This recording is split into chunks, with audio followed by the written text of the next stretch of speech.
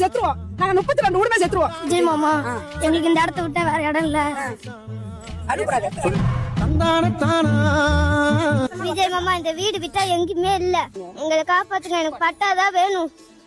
இந்த வீட்டை விட்டு நாங்க எங்க போக மாட்டோம். மலையில ராத்தி பிடிக்குது ராதா என் மனதுக்குள்ள வெடி வெடி பட்டா வேணுங்க மாமா.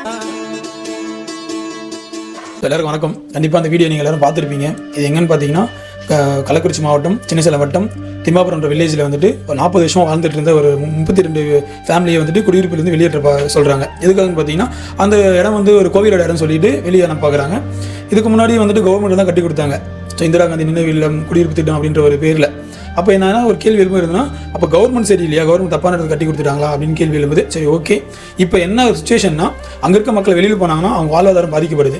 இப்போ அதுக்காக என்ன பண்ணணும் கவர்மெண்ட்னா ஒரு வேறு இடம் அவங்க தங்கக்கூடிய ஒரு நல்ல இடமா பார்த்து எல்லா குடும்பத்துக்கும் மழையில் வந்து மழை வந்தால் ஒழுகாமல் வெயில் அடித்தா எரியாமல் ஒரு வீடை கட்டி கொடுத்துட்டாங்கன்னா நல்ல விஷயம் தான். மக்களும் அதான் கோரிக்கை வைக்கிறாங்க. அந்த குழந்தையும் அதான் கோரிக்கை வைக்கிறது, எனக்கு பட்டா வேணும். ஸோ அந்த இடமா இருந்தாலும் சரி இல்லை வேறு இடமா இருந்தாலும் சரி பட்டாவோட வீடு கொடுக்கணும்னு சொல்லி அந்த குழந்தையும் கேட்குறாங்க. ஒரு சின்ன சின்ன விஷயங்கள்லாம் வந்துட்டு கோர்ட்டுக்கும் சரி பொதுமக்கள் அதாவது இப்போ கவர்மெண்ட்டுக்கும் சரி அந்த ஆர்டரை வந்துட்டு கேஸ் போட்டாங்களே, ஸோ காலி பண்ணணும். அவங்களுக்கும் கேள்வி கேட்குறேன். கோவில் இடம் தான் சொல்கிறீங்க, ஓகே தான். எந்த சாமியாவது வந்து என் இடத்துல யாருக்கு கூட சொல்லியிருக்கா? மக்கள் அதாவது மனுஷன் நம்ம தான் சொல்லிட்டு இருக்கோம். ஸோ நல்லா புரிஞ்சுக்கோங்க. கோவில் இடமா இருந்தாலும் அங்கே மக்கள் வாழ்ந்துட்டு இருந்தாங்க, அப்படியே விட்டுட்டு போயிருக்கலாம். இப்போ கோவில் இடம் சொல்லி ரொம்ப காலி பண்ணுறது ரொம்ப தப்பான விஷயம்.